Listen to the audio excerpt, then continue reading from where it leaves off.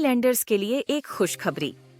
अब सर्जरीज के लिए नहीं जाना पड़ेगा आप लोगों को, आइलैंड से बाहर नहीं करना पड़ेगा जरूरत से ज्यादा पैसे खर्च, क्योंकि अब अपोलो क्लिनिक 11 चरमा में आ चुका है मॉड्यूलर ओटी और आईसीयू फैसिलिटीज, जहां पर सारी सर्जरीज एंड ट्रीटमेंट अवेलेबल हैं। अब सर्जरीज के लिए पोर्ट ब्लेयर और चेन्नई के डॉक्टर्स रहेंगे आपके लिए, तो फिर घर से इतनी दूर क्यों जाए।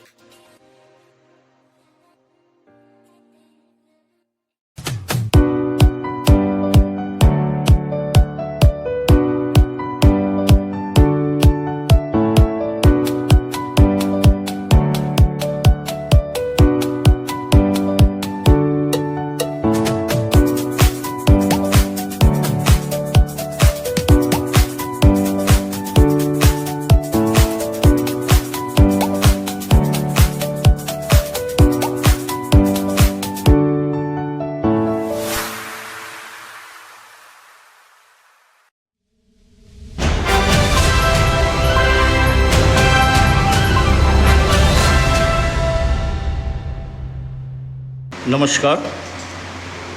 आज मैं आप लोगों के समक्ष हमारा जो तमिलनाडु में अंडमान निकोबार भवन है के नगर और अन्ना नगर पे, उसके विषय में आपको बताऊंगा। और मेरा ये रिक्वेस्ट है हमारे ऑनरेबल लेफ्टिनेंट गवर्नर साहब, चीफ सेक्रेटरी साहब जो कि एंटी करप्शन से भी है, चेयरमैन है, member of parliament, secretary tourism, director IPNT. मैं लास्ट टाइम पे आपको 15 जून मंथ में मैंने आपको अन्ना नगर और के नगर में किस तरह से करप्शन हाई लेवल में चल रही थी उससे अवगत कराया। और मुझे खुशी है कि ये समाचार जब आप लोगों को प्राप्त हुई, आपने इस पे एक्शन ली। पर अभी फ़िलहाल और भी बहुत कुछ में बाकी है।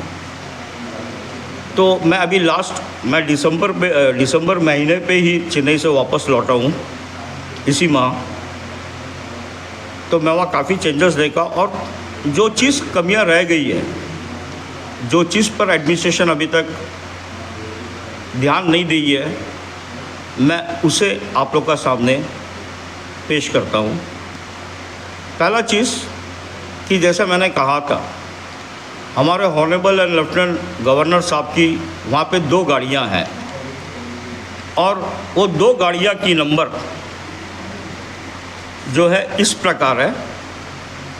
पहला गाड़ी TN01 AQ 5385, इस पे एम्बुलम लगी हुई है।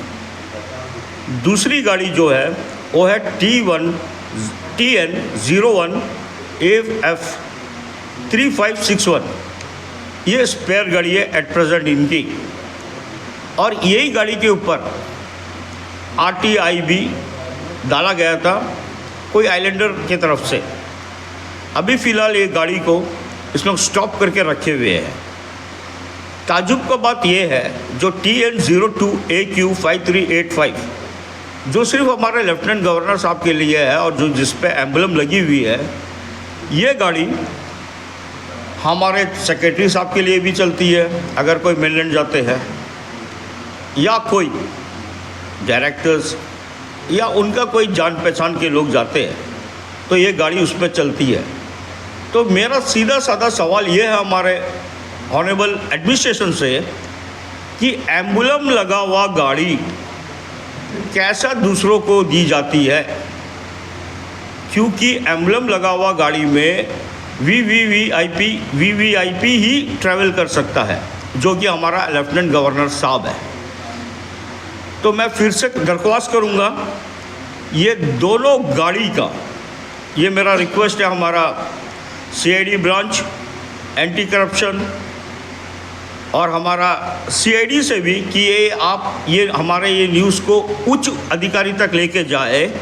ये दोनों गाड़ी का लॉग बुक चेक किया जाए कि ये कैसा मिसयूज़ हुआ है और किस किस पीरियड में ये मिसयूज़ हुआ है। ये मेरा पहला सवाल है आप लोगों से। और जो ये गाड़ी के ऊपर जो स्पेयर गाड़ी है जिसके ऊपर RTI डाली गई थी और जिसको काफ़ी लंबा समय से खड़ा करके रखा गया है, उसके बारे में भी अब पता करिए, क्योंकि ये गाड़ी भी बहुत अच्छी है। दूसरी चीज़, अभी हाल में ही मैं आपको इनका क्लियर कट डिटेल बताता हूँ हमारे गेस्ट हाउस का। ये 1991 में इनके लिए ज़मीन अलॉट हुआ था 2.5 एकड़, जो कि मैं पिछले न्यूज़ में भी कहा था। हमारा गेस्ट हाउस के बगल में ओडिशा भवन है, पौंडीचेरी है और कई अदर स्टेट्स की गेस्ट हाउस है, पर यह ज़मीन आज तक वेकेंट ही पड़ी है। और जो KK नगर हमारा CPWD कैंपस में स्थित है और CPWD की अंदर आती है वो बिल्डिंग, इसे हमारा गेस्ट हाउस हर महीना 6,000 रुपया रेंट देती है, 24 रूम का। तो एक महीना में आप 24 रूम का लगा दीजिए, 1,44,000 हुआ, और ईयरली 17,28,000। अगर हमारा वेलचरी में जो गेस्ट हाउस है वो ज़मीन पे अगर अंडमान निकोबार भवन बना दिया जाए तो आप सोच सकते हो कि कितने लोगों को बेनिफिट होगी इससे। क्योंकि आप 3 तल्ला 4 तल्ला बना दीजिए, पेशेंट भी रुकेंगे, बाकी जो लोग यहाँ से जाते हैं वो भी रुकेंगे, स्टूडेंट्स भी रुकेंगे। मगर आप अननेसेसरी CPWD को 17,28,000 दे रहे हैं हर महीना, हर साल, और इनके अलावा जो इलेक्ट्रिसिटी बिल आपकी आती है 1 लाख से ऊपर मंथली। तो ये बहुत ही हमारा जो पैसा है, जो हमारा आइलैंडर्स का पैसा है, ये मिसयूज़ हो रहा है। आप बनाइए ये ज़मीन। और मैं आपको और एक चीज़ इसमें बताना चाहूँगा, जो वेलचेरी में जो हमारा ज़मीन उपलब्ध है अंडमान निकोबार भवन के लिए, ये वेलचेरी के पालीकरनी में है, जो कि एयरपोर्ट से 4 से 5 किलोमीटर का डिस्टेंस है। जबकि हमारा KK नगर गेस्ट हाउस 9 किलोमीटर है और आपका अन्ना नगर गेस्ट हाउस 18 किलोमीटर है। तो देखिए वेलचेरी जो है नज़दीक है, तो यहाँ पे आप बनाइए। बाकी गेस्ट हाउस भी है स्टेट्स की, तो यहाँ के लोगों को बहुत ज़्यादा सुविधा होगी। अब जब से हमारा APWD का AE साहब मिस्टर आदि नारायण जी चार्ज संभाले हैं, गेस्ट हाउस को कम्प्लीटली एक नया लुक दिया है KK नगर का। कहने का मतलब, जैसे कि मैं अभी जाके आया हूँ, साफ़ सफाई, और जो भी पेशेंट वहाँ पे रहता है, पेशेंट के मुताबिक जैसा डॉक्टर प्रिस्क्राइब करता है, जो खाना है वो खाना पेशेंट को बन के मिलती है। इसके अलावा जो अटेंडर जो खाना मांगता है तो उनको दिया जाता है, और सराउंडिंग को भी साफ़ सफाई किया है वो। और वो CPWD का ऑफिसर लोग से भी काफ़ी बात की है, क्योंकि गेस्ट हाउस काफ़ी पुरानी है, सीलिंग से जो है पानी लीक होती है, तो काफ़ी रूम ऐसी वेस्ट पड़ी हुई है।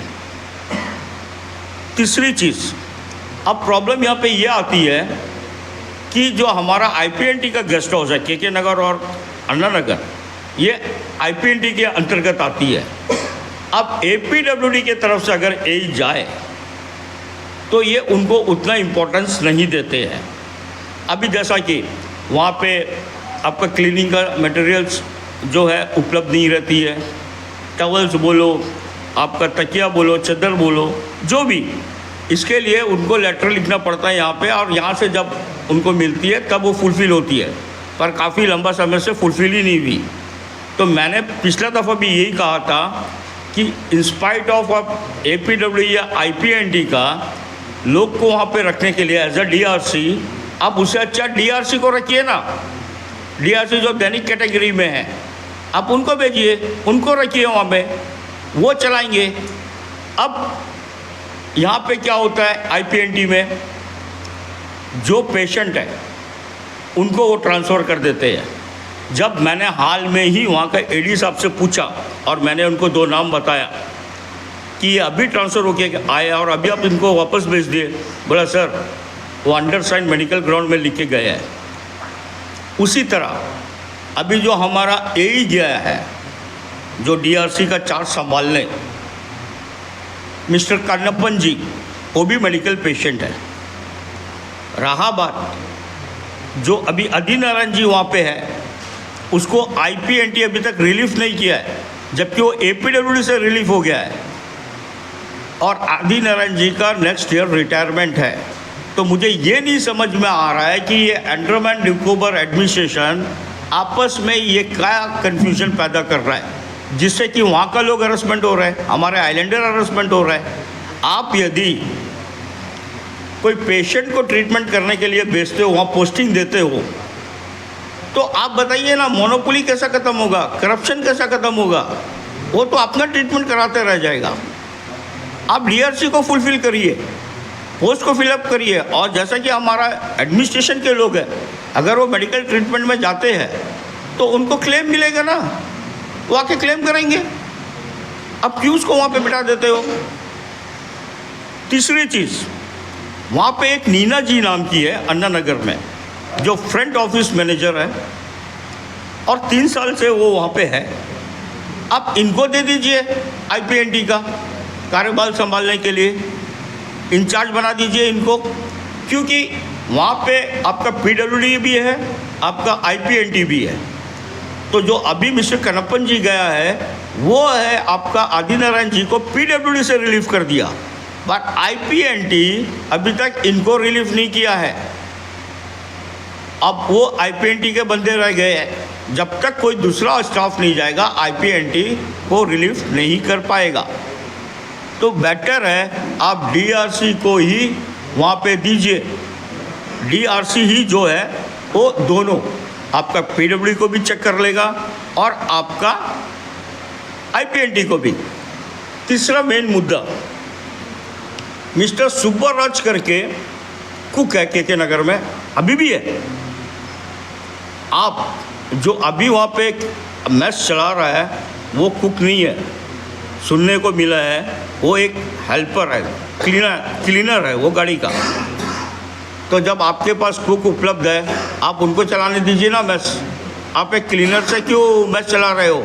उनका जो ड्यूटी है आप उनको करने दीजिए। तो ये आपका सिचुएशन है एट प्रेजेंट KK नगर अन्ना नगर का। मेरा जो है हमारे एडमिनिस्ट्रेशन से ये रिक्वेस्ट है कि जो वेलाचेरी में, और इवन मेंबर ऑफ पार्लियामेंट से भी, कि जो वेलाचेरी में जो ज़मीन पड़ी हुई है 1991 ऑनवर्ड्स 2.5 एकर्स से ऊपर, आप इस ज़मीन में हमारा अंडमान भवन को कंस्ट्रक्ट कीजिए। और जो KK नगर में गेस्ट हाउस है CPWD के अंडर, आप उसको हटाइए। आप अननेसेसरी वहाँ में पैसा देने से कोई मतलब नहीं बनता है। उससे अच्छा पे एक नया गेस्ट हाउस कंस्ट्रक्ट हो जाता अभी तक, और अब 3 तल्ला 4 तल्ला 5 तल्ला बना सकते हो स्टोरी। दोनों एंड लिफ्ट रखिए। इससे क्या है, जो भी यहाँ पे अभी क्या प्रोसीजर है, आप यहाँ पे अप्लाई करिए, फिर जाइए, रूम अवेलेबल होगा तो आपको रूम मिलेगा। इस तरह में कोई सिचुएशन ही नहीं आएगी। सेकेंडली, यहाँ का बच्चे लोगों को एम्प्लॉयमेंट भी मिलेगा। वहाँ में फार्मेसिस्ट खोल लीजिए, वहाँ पे कोई गाड़ी का काम करना चाहता है, जैसा एयरपोर्ट ड्रॉपिंग, एयरपोर्ट पिकअप, उसमें उनको आमदनी हो जाएगा। आप कोई छोटा सा रेस्टोरेंट खोल दीजिए, उसमें उनको आमदनी हो जाएगा। कई तरीका का ऑप्शन है, आप वो करिए ना। यहाँ का अनएम्प्लॉयमेंट यूथ को जो है इतना बढ़ते जा रही है समय के समय पर, आप कमती करिए, वहाँ पे दीजिए। आप तो यहाँ पे क्या है, पेशेंट लोगों को ही ट्रांसफ़र कर रहे हैं, किसी को इंचार्ज बना के ट्रांसफ़र कर रहे हो, तो किसी को सफाई वाला में वो जा रहा है, वो अपना ट्रीटमेंट कराएगा कि गेस्ट हाउस को देखेगा? आप बताइए ना। और तीसरा चीज़, मेरा ये पर्सनली हाथ जोड़ के हमारा ऑनरेबल लेफ्टिनेंट गवर्नर साहब, चीफ सेक्रेटरी साहब, member of parliament, CBI, anti corruption से रिक्वेस्ट है कि ये 2 गाड़ियाँ जो कि रजिस्ट्रेशन बियरिंग है TN01 AQ5385, जो कि सिर्फ LG के लिए है, और दूसरी गाड़ी स्टैंड बाई जो LG साहब के लिए है TN01 AF3561, इसका लॉग बुक आप चेक करवाइए। दूसरा चीज़, मैंने लास्ट न्यूज़ में आपको बिलिंग दिखाया था, जो कि एक लोकल गैरेज से इनका बिलिंग पास हुआ है, जो कि लेफ्टिनेंट गवर्नर का गाड़ी शोरूम से ही बनेगी, वो लोकल गैरेज में जा ही नहीं सकती। हाँ, यदि कोई छोटा मोटा काम हुआ तब वो अलग बात है, मगर यहाँ तो करप्शन के ऊपर करप्शन, एम्बुलम में ये गाड़ी चल रही है एलजी साहब की एट प्रेजेंट 5385। एम्बुलम में जो गाड़ी रहती है वो गाड़ी ना सेक्रेटरी उसमें जा सकता है, ना कोई डायरेक्टर उसमें मूव कर सकता है, ना ही कोई कर्मचारी उसमें मूव कर सकता है, मगर ये मूव कर रही है एम्बुलम के साथ। तो मेरा ये रिक्वेस्ट है पर्सनली हमारे एडमिनिस्ट्रेशन से, इसका थ्रू आउट आप सीबीआई इंक्वायरी कराइए। और मैं जैसा कि लास्ट टाइम एंटी करप्शन भी हमसे बुला के पूछा था, मैं उनसे भी दरख्वास्त करूंगा कि सर आप लोग इसमें ध्यान दीजिए, क्योंकि ये हम सबका पैसा है जो टैक्स हम लोग पे करते हैं, और ये पैसा से ये मौज मस्ती कर रहे हैं सर। धन्यवाद sir. AI Kashish suit centre fashion प्रेमी तैयार हो जाएं। खरीदारी के लिए सबसे बेहतरीन जगह यही है। एआई कशिश सूट सेंटर बाजार में स्थित गणेश मंदिर के सामने, श्री विजयपुरम। पारंपरिक शान से लेकर आधुनिक ठाठ तक हमारे पास सब कुछ है। हर अवसर के लिए कपड़ों की हमारी विस्तृत श्रृंखला देखें। पार्टी वियर ड्रेस कुर्तियां, क्रॉप टॉप और कढ़ाई, और हाथ से बने कुर्ती सेट, एक दुल्हन एक शानदार साड़ी का जोड़ा और लहंगा चुन्नी पहनती हुई, trendy mom jeans, boyfriend jeans और कार्गो पैंट। चाहे पार्टी वियर, एथनिक शान हो या casual comfort, AI Kashish suit centre आपके लिए है। तो इंतजार क्यों, आज ही हमसे मिले। AI Kashish suit centre. एक जरूरी घोषणा, अब अपोलो क्लिनिक 11 चरमा में आ चुका है गैस्ट्रोइंटेस्टाइनल एंडोस्कोपी की सुविधा। यह सेवा सोमवार से शनिवार सुबह 8 बजे से दोपहर 2 बजे तक दी जाएगी। गैस्ट्रोइंटेस्टाइनल एंडोस्कोपी एक ऐसी प्रक्रिया है जिसमें डॉक्टर एक पतली ट्यूब के जरिए आपके पेट और आंतों के अंदर झांकते हैं। यह ट्यूब एक कैमरे से जुड़ी होती है जिससे डॉक्टर आपकी पाचन नली की समस्या को देख और समझ सकते हैं। ये प्रक्रिया पेट और आंतों की प्रॉब्लम को जल्दी और सही तरीके से पहचानने में हेल्प करती है, जिससे इलाज आसान हो जाता है।